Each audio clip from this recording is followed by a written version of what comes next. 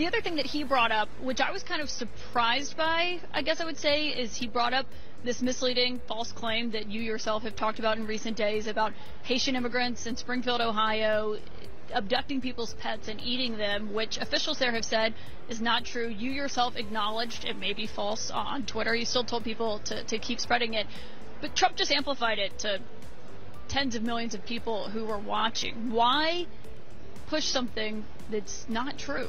Well, first of all, city officials have not said it's not true. They've said they don't have all the evidence. They said they have no evidence. We've heard from a number of constituents on the ground, Caitlin, who both firsthand and secondhand reports saying this stuff is happening. So they very clearly, meaning the people on the ground dealing with this, think that it is happening. And I think that it's important for journalists to actually get on the ground and uncover this stuff for themselves when you have a lot of people saying, my pets are being abducted, or geese at the city pond are being abducted and slaughtered right in front of us. This is crazy stuff. And again, whether those exact rumors turn out to be mostly true, somewhat true, whatever the case may be, Caitlin, this town has been ravaged by 20,000 migrants coming in.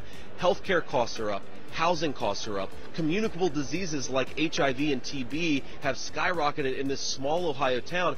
This is what Kamala Harris's border policies have done. And I think it's interesting, Caitlin, that the media didn't care about the carnage wrought by these policies until we turned it into a meme about cats. And that speaks to the media's failure to care about what's going on in these communities. If we have to meme about it to get the media to care, we're going to keep on doing it because the media should care about what's going on. I saw you say that. I think the media does care about it. I just read a very lengthy report in the New York Times on it. PBS NewsHour did a whole story on it. But can I ask you, us talking about it and bringing it up, nobody cared about this until we raised this issue.